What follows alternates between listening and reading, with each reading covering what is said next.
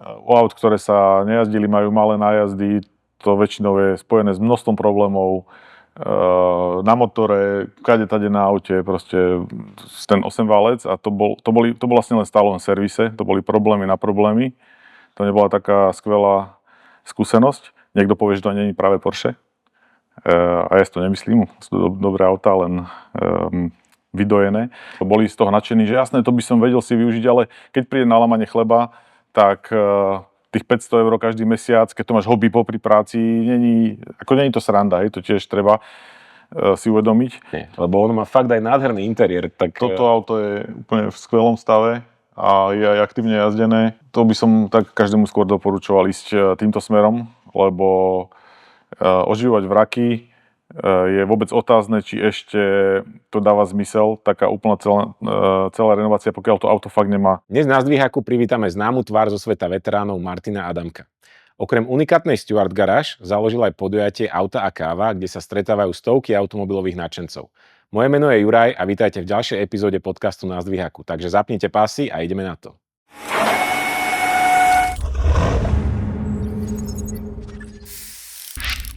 Martin, vítaj u nás v John S. Way Performance klube. Prišiel si na krásnom aute. Ako sa ti u nás dnes parkovalo? Ďakujem za pozvanie hlavne. Parkovanie bolo dobré vzhľadom na to, že to auto je fakt maličké. Keď si ho porovnávame s modernými autami, úzke, krátke, takže ľahké na pretlačenie cez ten prejazd na Zdvíhaku. Koľko váži to auto? To bude tesne cez 1000 kg, možno 1100 alebo niečo také. Takže taká väčšia motokara. Tak. Ale zase koní to má asi dosť, že? Toto bude 180 alebo 188 koňová verzia, niečo medzi tým. Tak. Wow. A ešte má aj 4 sedadla, pozerám. Má a aj to, sa teším, že tento zákazník zrovna to aj využíva, deti na tom vozí. Takže je to praktické, pekné auto, malé. No, je mi to skoro až ľúto, keď sa tak pozriem na tú jemnú kožu, že či tam nedere tie detské sedačky. Akože... Nie, to bol ešte riadne odolná koža. Aha, to znieslo to fakt veľa. Takže netreba sa bať, treba sa voziť. No, k autu sa ešte dostaneme, ale ja som ťa tu zavolal dneska, aby si nám možno porozprával niečo o tvojom biznise. Viem, že sa teda venuješ veteránom a možno skús nám povedať, že ako vznikol Stuart Garage, alebo prečo práve názov Stuart? Tak... Nie je to presne tam, kde som si myslel, že to bude, alebo nerobiť to úplne to, čo som si myslel, že to bude robiť, pretože to vzniklo ako hobby. V podstate ovplyvnené môjim svokrom, čo je najväčší Porsche fanatik široko ďaleko. No a začali sme spolu renovovať nejakú 924. On zavrel kšeft, čo mal krčmu a tak ešte chcel niečo robiť, tak sme si prenajali garáž, kúpili sme niekde v Poľsku 924, to je taký z tých lacnejších modelov a že zrenovujeme, predáme. Takže to tak postupne sa nejak nabalovalo. No a potom človek dostane väčšiu chuť, tak sme išli do trošku väčšieho priestoru, že sa kúpi nejaké ďalšie auto a už sa to tak nejak nabalovalo. Ale stále bol plán kúpiť vrak, robiť na ňom rok, 2 roky, predať, kúpiť ďalší a podobne. A postupne sa to týmto smerom aj uberalo, ale tým, že sme vlastne tie auta fotili, na Instagram ukazovali, tak najprv kamaráti s nami sa ozývali, chalani, tuto brzdy, podvozok, poďte niečo urobiť. A časom sme teda prešli do toho, že robíme zákaznícke auta. No a prečo práve Porsche? Akože tak tá značka je úplne legendárna. Tie autá majú taký ten klasický tvar a všetko, že asi veľa ľudí si alebo teda z mojej generácie pod športovým autom predstaví práve Porsche, ale určite tam je vplyv to, ako som randil s mojou manželkou od 94. a teraz ten jej otec staval 911, 944 v garáži a stále si niečo na tom robil a som tam slintal okolo toho. Potom môj syn zase s dedom stále v garáži, takže to akože nebola iná možnosť, to sme tým boli úplne ovplyvnení. No dobre, ale tak jedna vec je pozerať sa na auto, keď si ako dieťa a proste sa ti páči, a druhá vec je začať na ňom reálne makať, hej? A teraz tá realita versus očakávania, že aké to bolo, keď si prvýkrát hrábol do toho Porsche? Tak to asi by som mal dať na pravú mieru to, že ja som, nie som automechanik, ani som sa nikdy autami nejak nezoberal, ja som vlastne softwarový inžinier, čiže toto je dosť taká divná odchýlka. Ja neviem, až teraz napríklad po mnohých rokoch som bol u našich a videl som v polícii moje staré autičko, Monty System, čo bol také tie skladačky plastové, ešte komunistické, a mal som Land Rovera. A tam som si spomenul, že vidia, keď som mal, neviem koľko rokov, asi na základnej, niekedy v prvej polovici, som sa hral, ako som ho celé rozobral a potom som si ho skladal a som sa hral na takú nejaký servis alebo niečo a to mi došlo ale až po, ja neviem, 40 rokoch, že aha, počkaj, to čo si my nesieme v hlavách, kde sa to prejaví o mnohých rokoch, neviem. Ale vplyv malo na to samozrejme keď začali na Discovery a podobne, tie rôzne s Mikeom Brewerom a podobne tie garážové rôzne seriály, kde opravovali auta a takéto. Drag Rescue. Presne, no, presne. Keď k tomu nejak inklinuješ, otec vždy mal svety motorov, nakupoval a auta si robil a tak asi to nejak k tomu doiterovalo. Takže kombinácia toho, čo si videl u svokra, aj detskej lásky ku autám a takej mechanickým častiam možno, hej? Asi niečo také, no. No a ako to očakávanie, keď si teda kúpil prvé Porsche, bolo približne to, čo si od toho čakal, alebo nie? Bolo to viac driny ako... Vieš čo, prvá skúsenosť nebola taká ideálna, lebo to som si ešte dávno predtým kúpil Cayenne prvú generáciu, ten 8-válec, a to bol vlastne len stále len servise, to boli problémy na problémy. To nebola taká skvelá skúsenosť. Niekto povie, že to nie je práve Porsche. A ja si to nemyslím, sú to dobré autá, len vydojené. No a to bola taká doba, že všetci si kupovali Cayenne, že? To bolo na prelome 2000 roku. Presne, lebo padli na cene tie autá a asi to bolo trochu neskôr, lebo 2000, oni začali sa kedy? 2003 robiť, myslím, alebo niečo takéto.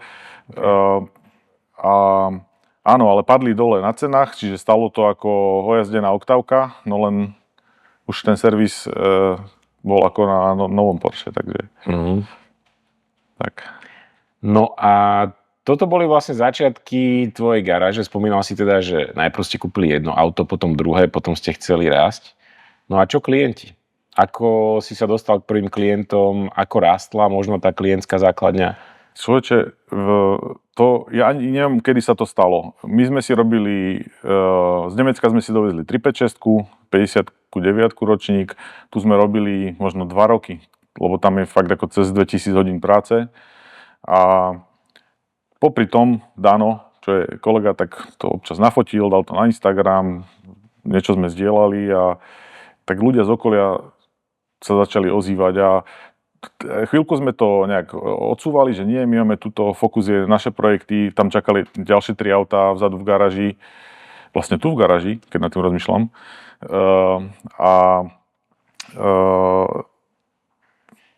Nechceli sme robiť zákaznícke veci. Proste ten môj plán, ja som predtým mal vlastne softwarovú firmu, kde sme robili software na zákazku.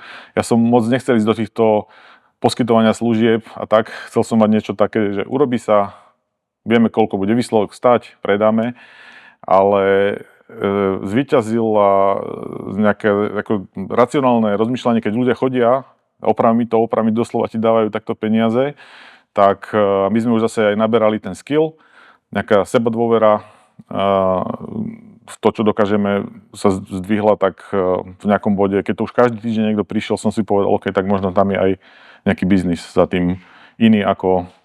Že nemá to vyslovene ako projektovú vec, tak. Že doviezť auto alebo doviezť vrak, prerobiť kompletne a posunúť klientovi, ale reálne robiť aj servis. Pre existujúcich už klientov. Tak, presne. A už keď sme pri tom, teda čo si spomínal, že tie auta sa zaparkovali vlastne tu, tak nám možno povedz o tom, že toto není prvýkrát, čo si v tomto priestore však. To teda nie, tu sme rok aj viac asi strávili.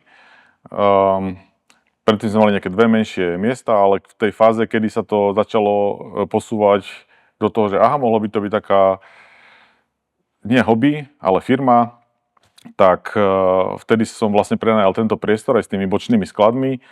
A mal som ale teda myšlienku, že urobím aj coworking, že jednak my tu bude tu kúrenie, zdvíhaky, pieskovačka, neviem čo, všetko vybavenie, také, ktoré ako bežný človek je ťažké si zdôvodniť ho nakúpiť.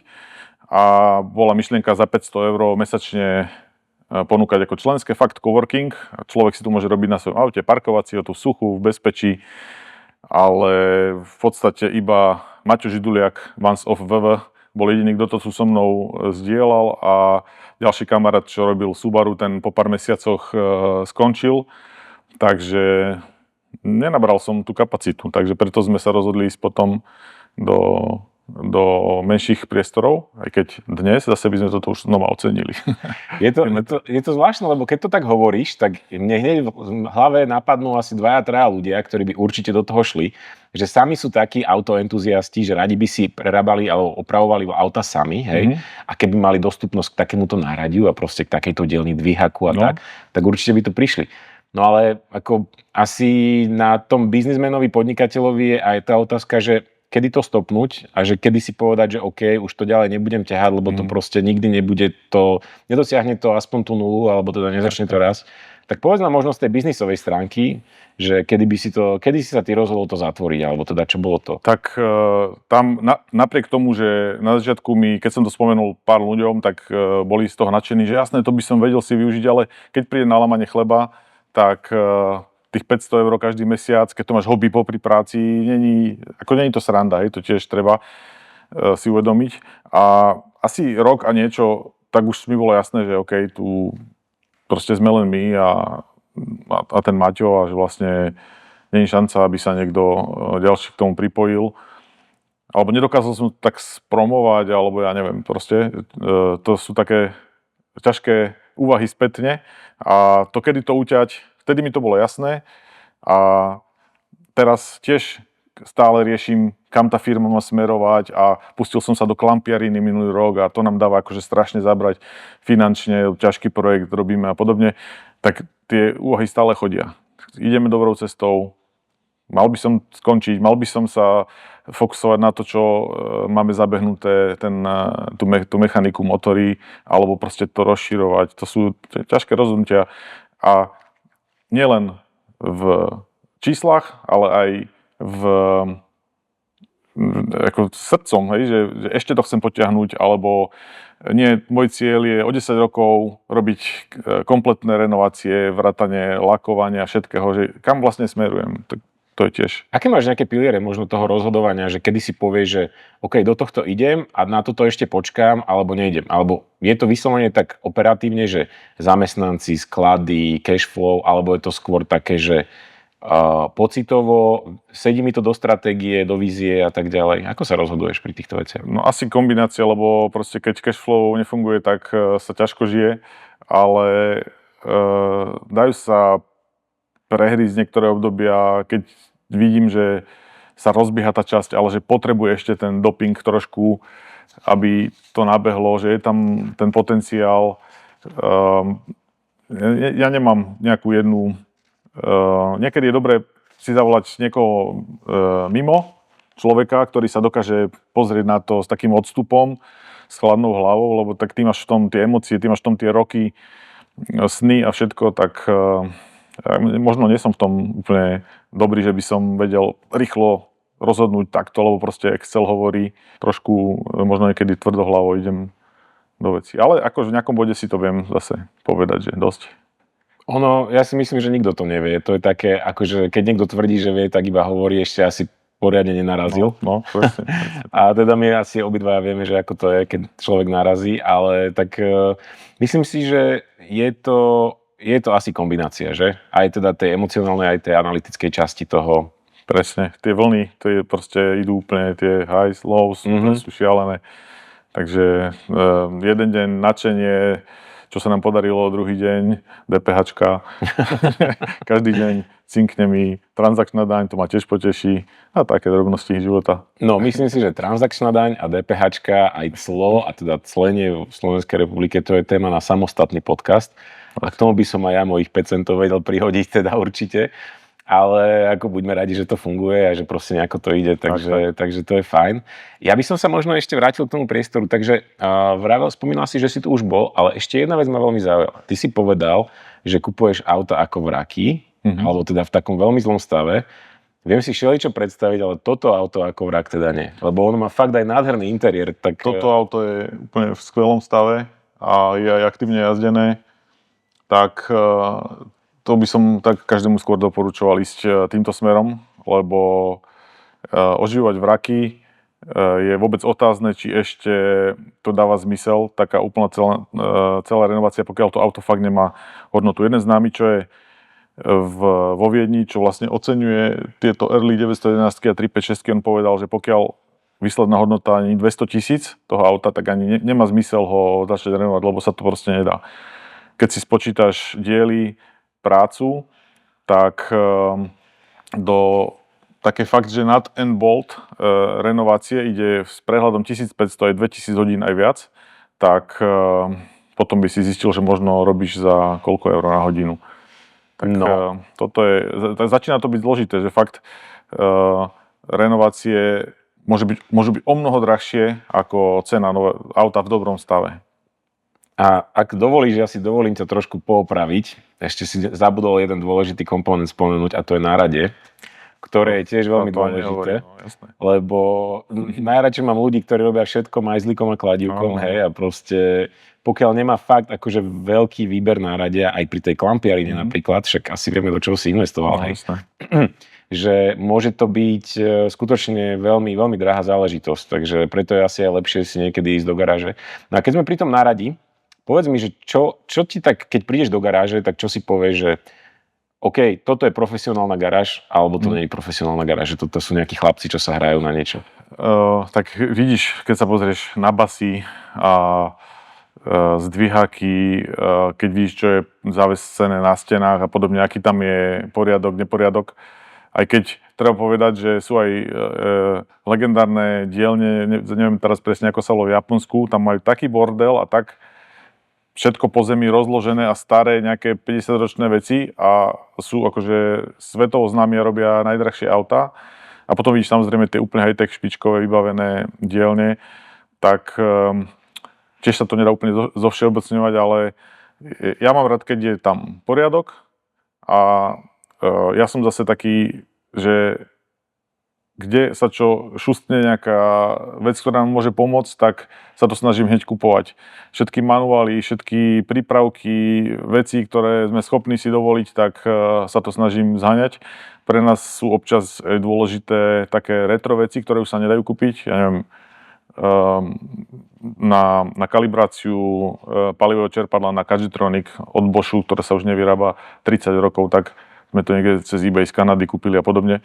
Takže ja by som chcel mať aj najnovšie basy každý rok a vybavenie a všetko super, ale to sú tak šialené náklady, keď človek chce celú dielňu vybaviť, že iba takým nejakým postupným budovaním. Pre nás bolo vlastne úplne skvelé to, že keď sme niečo potrebovali, sme zaklopali tuto na dvere vedľa a rovno sme mali vybavenie z predajne, tak to bola veľká výhoda tejto polohy, to bolo fakt super. A musím povedať, že dodnes chalani majú to náradie, čo sme si tu kúpili, Jones Way, najradšej. Fakt akože stále im to funguje, stále to používajú a to sme kupovali prvú basu 2018 podľa mňa. Tak, no. Takže 8 rokov. No. Akože dokupujeme, jasné, že lámu veci, ničia, občas niekedy si vyrábajú prípravky, tak musia skanibalizovať nejaký orech alebo niečo, ale spokojnosť. Tak super, tak to som rád. To dúfam, že ešte dlho vydrží. V každom prípade my tu máme aj pozáručný servis, samozrejme, už keď vám skončila 5-ročná záruka, tak máme tu aj pozáručný servis, no a snažíme sa teda prinášať stále viac a viac tých prípravkov a špeciálnej autoservisnej techniky. Nielen takéto bežné náradie, no a však to si povieme potom. Ale poďme teda ešte raz k tomu autu. Ja som sa ťa nespýtal jednu zásadnú vec. Akú má takéto auto hodnotu? To strašne záleží. Ešte donedávna vrak takéhoto niečo, ale taký, že možno by si ho naštartoval, možno nie, sa dal kúpiť tak za 25-30 tisíc na renováciu. Ale taký, že by si ho musel vyvárať, aj komplet motor robiť. A teraz si myslím, že asi pod 60 tisíc takto pekné pojazdné auto, do ktorého nejak nemusíš veľa investovať, asi nekúpiš. Tie ceny sa tak menia, ani nie som úplne schopný sledovať všetky modely.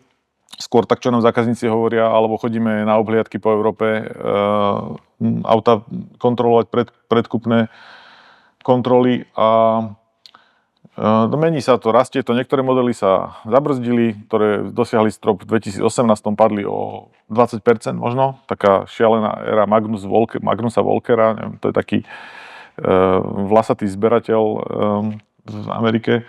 Nejaké také zaujímavé video urobil prvé. No a klesli niektoré modely o 20%, ale boli strašne vybehli akože na štvornásobné ceny. To zase potiahlo tie iné modely a tak sa to rôzne prelína. Takže, ale asi tak 60 000 si myslím, že sa dá toto auto kúpiť také, že môže sa človek voziť. Wow. By som typol, že to je viac. Aj ten interiér je fakt pekný. No a keby som, dajme tomu, že si kúpim teraz veterána a chcem si kúpiť napríklad nejakého lacnejšieho, že to není úplne pojazdné, že dajme tomu, že budem tvoj klient, hej, že proste potrebujem na tom aute niečo spraviť. Že čo, keď si kúpim to auto, tak čo si na ňom ešte viem spraviť doma v garáži a čo už je lepšie nechať profesionálom? No, to by si bol prekvapený na tomto aute. Podľa mňa si schopný urobiť prakticky všetko, hej. Aj keby si bol dostatočný šialenec aj do motora, aby si sa pustil. Jasné, že tam už to je také, no ale ako toto je fakt, toto je ešte chrobák, keď to tak veľmi zhrniem a to auto je jednoduché, jasné, že kopec prípravkov na rôzne veci potrebuješ nejaký lís a podobne, skôr asi na tomto by si zhavaroval a tak ako pri všetkom, porobíš nejaké chyby, niečo sa naučíš, ale dnes, aké sú informácie k dispozícii, to je neuveriteľné. Knihy, tieto modely sa už renovujú 30 rokov. Takže za 30 rokov už vyšlo niekoľko generácií edícií kníh o ich renovácii, YouTubeové videá, tovarenské manuály sa dajú zohnať. Proste všetko na to je fóra. Ľudia sú extrémne ochotní. Aj na Instagrame majitelia alebo druhé dielne úplne ochotní poradiť, povedať, čo ako urobiť. Takže my máme napríklad kamaráta zákazníka, čo si kúpil proste monterky, objedná sa ku nám, príde a šrobuje si na svojom aute s chalanmi a učí sa, ako si čokoľvek urobiť, nastaviť ventily, podvozok urobiť a tak. Veľa sa dá urobiť vlastnými silami. No, ale pokiaľ nie si nejaký veľmi zručný, tak isto spravíš aj nejaké chyby. A čo sú také najčastejšie chyby, čo vidíš a snažíš sa nesmiať, keď to privezie klient? Ja asi nie som zrovna ten, čo by to mal hodnotiť. Ja som si kvôli tomu kúpil piano Mercedesa, aby som si tam robil tie vlastné chyby. Aha. Takže ja neviem, hneď sa obleješ olejom určite, alebo niečo takéto, keď budeš vypušťať a niečo si zle podložíš, podceníš, sa ti môže auto posunúť, ja neviem, nezapamätáš si, ako boli vyskladané niektoré podložky, silent bloky, niečo naopak, otočené veci a podobne, alebo také možno šrobovákom podľa sluchu nastavený Kadgetronic, celý spokojný, ako ti to dobre ide a potom prídeš a nenaštartuješ, nefunguje ti teplý štart, alebo keď zase vyladíš ten, tak ti zase prestane fungovať studený a takéto veci. Alebo taká tá klasika, hej, že týchto 10 súčiastok, že to sú iba náhradné diely, že to áno, nemalo čo robiť. Ostalo to tam, no. tak.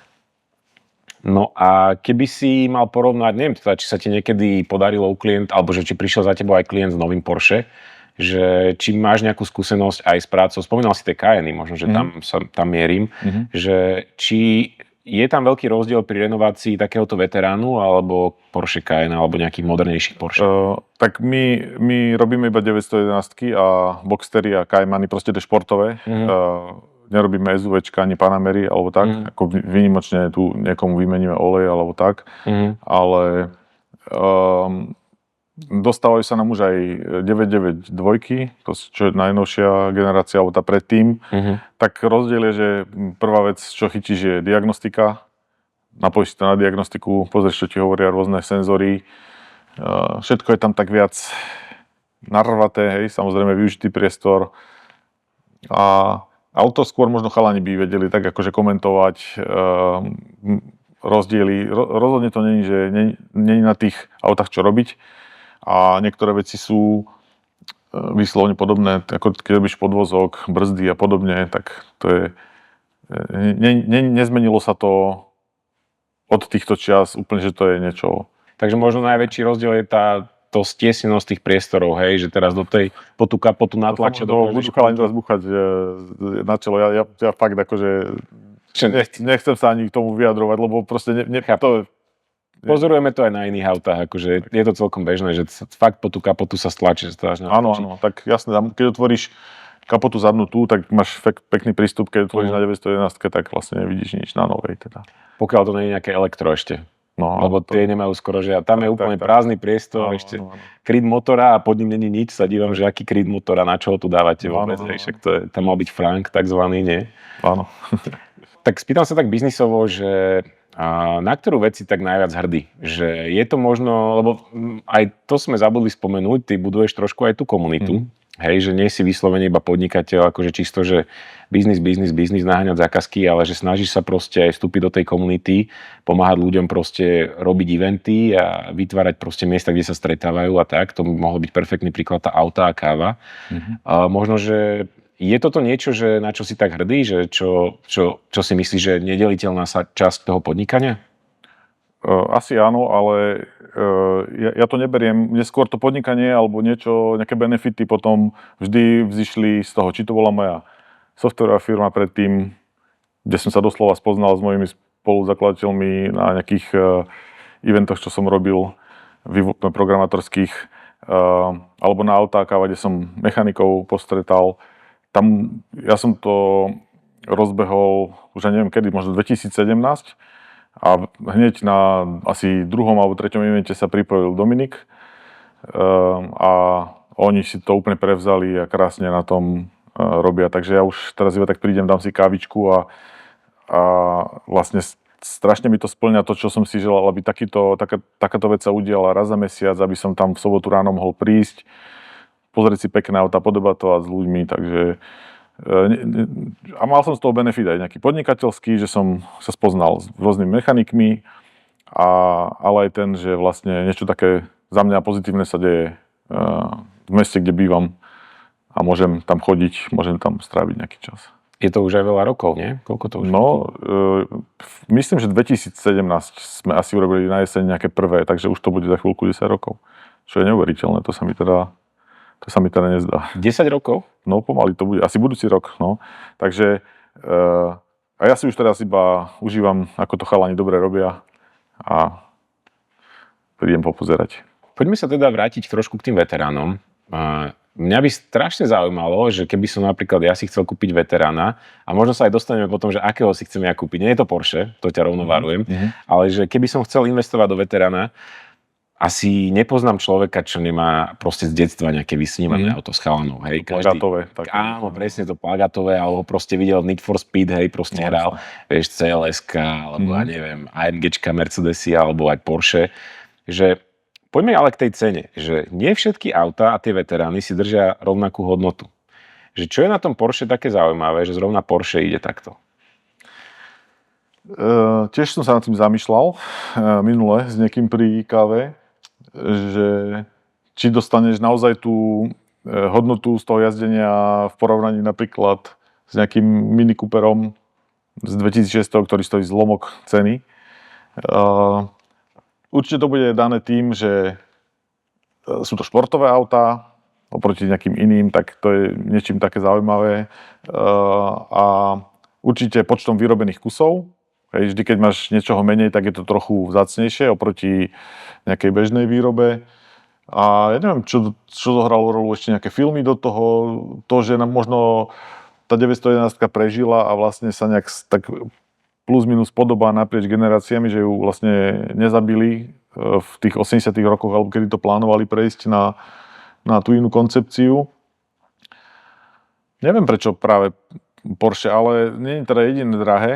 Takže dnes, keď si chceš zrenovovať BMW alebo Mercedes, si podľa mňa ako na tom istom. Hej, že, ale vstupná cena rovnakého, samozrejme Mercedesu, nejakého kupečka z toho roku bude úplne inde ako to Porsche, bude to lacnejšie, pokiaľ to ale nebude nejaké to vzácne kúpe, nejaké výkonné. Tak asi aj koľko bolo jednotlivých vyrobené, prestíž značky, hej, asi sa ľudia ešte chcú voziť na Porsche ako na neviem čom inom.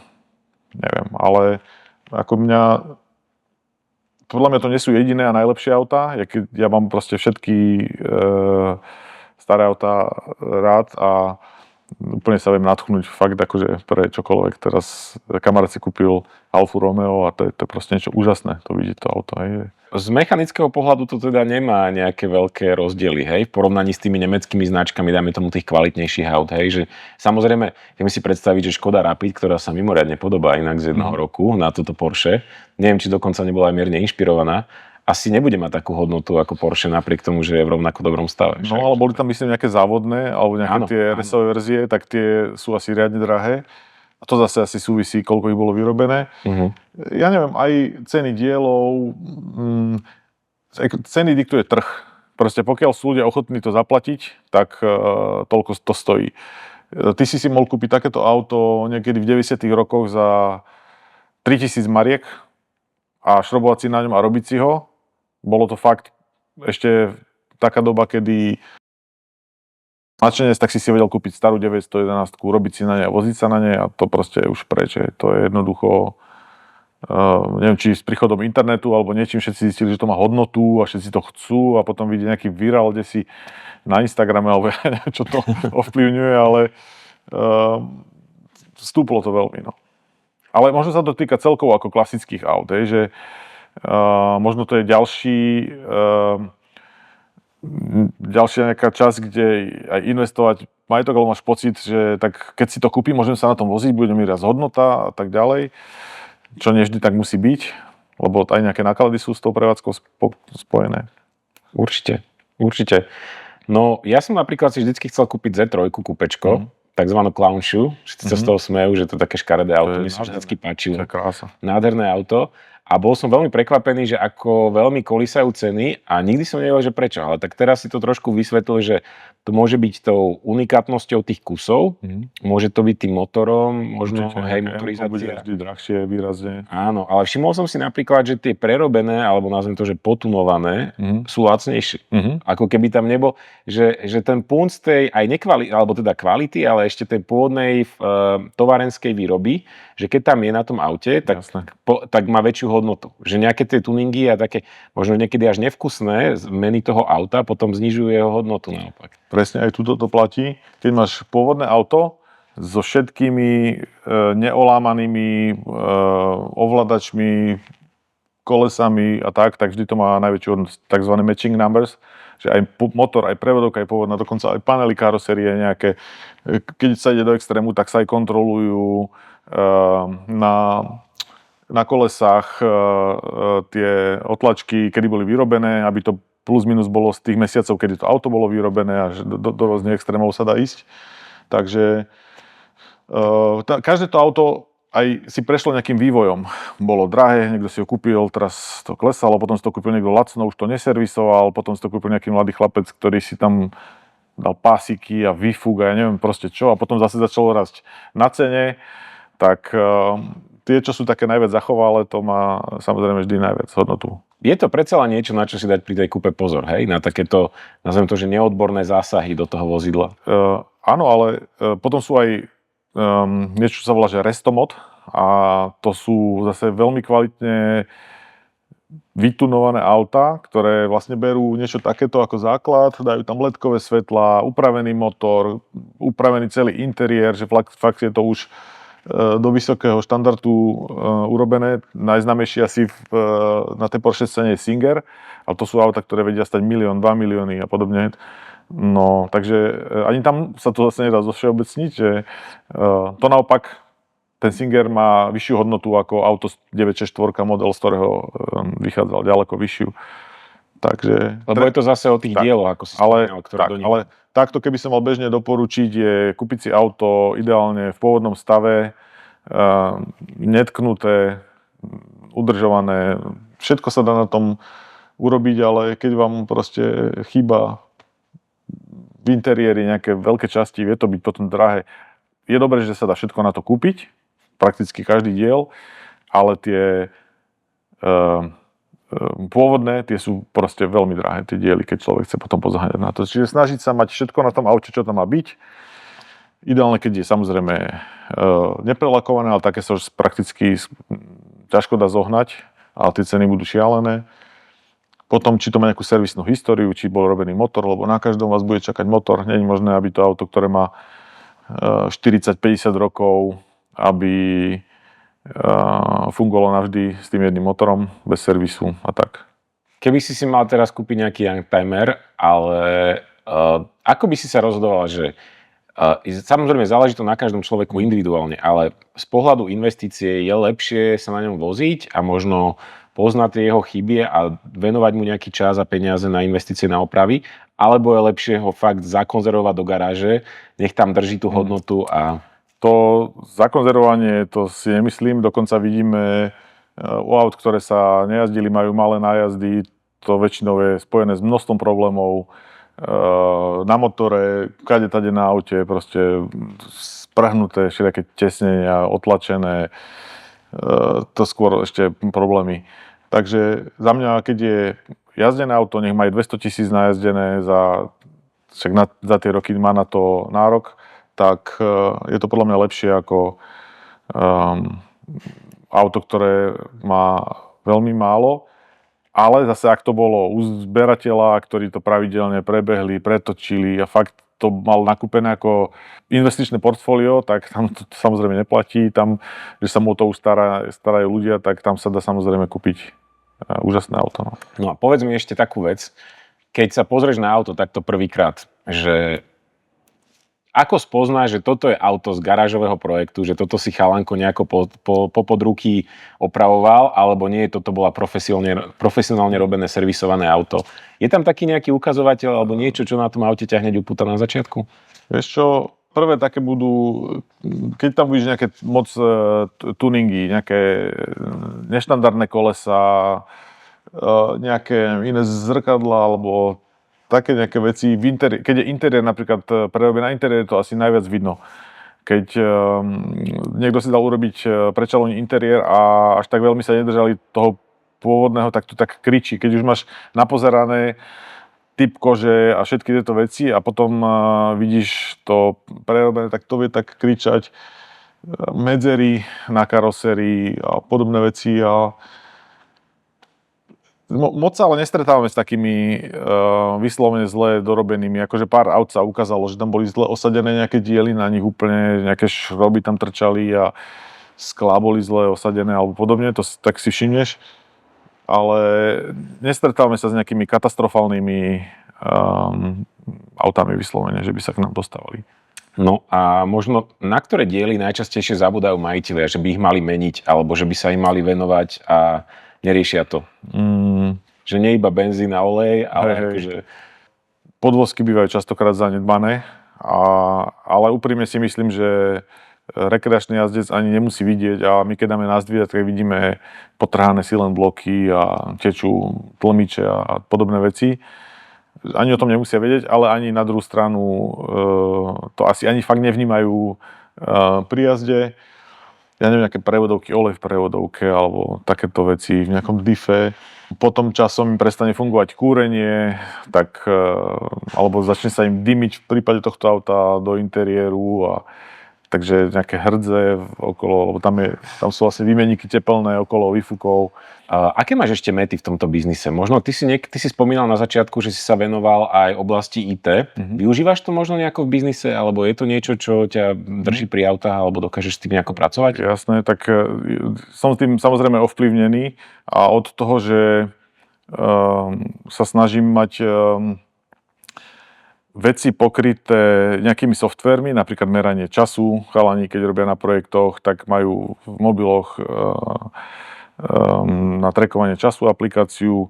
Čo sa týka zákazníkov, tak používame zase ďalšiu aplikáciu, kde vidia progres na aute, možno pridávať úlohy, čo treba robiť. Chalani to tam rovno pod zdvihakom fotia, naceňujú, oni si to schvaľujú, zároveň to slúži potom pre nich ako dokumentácia vlastne k autu, čo sa robilo, nielen faktúra. No a neviem, hľadal som si nejaký skladový systém, pretože už nám chodia týždeň ako desiatky balíkov s dielmi na možno 10-15 rozpracovaných aut, čiže už nejaká zložitosť to je celkom. Tak nič som nenašiel, tak som si to napísal, až mi z toho vzniká nejaký produkt, ktorý asi budem predávať. Takže hodíme tam faktúru, AIčko nám naparsuje a chalan len si urobí ráno kávu, vykliká toto, tieto diely idú na ten projekt a vieme vlastne fakturovať. A v kombinácii napríklad s time trackingom vieme v každom bode ti povedať presne, koľko nám dlžíš za diely a za prácu, takže nie až niekedy na konci mesiaca. No, takže nejak sa v tom stále hýbem, stále si to idem a hľadám spôsoby, ako veci automatizovať čo najviac. A zároveň sa snažím, aby nenastal ten scenár, že ja budem ten, kto tam bude 10 hodín deň a na mne všetko bude stáť. Že môjim cieľom, takým ako keby osobným, je byť kedykoľvek schopný odísť na 3 mesiace.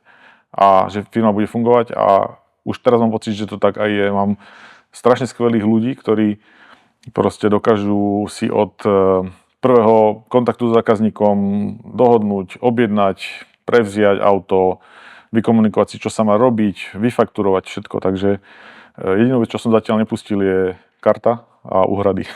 Snažím sa mať taký nejaký pocit z cashflow a podobne, takže tam to ešte viem brzdiť, ale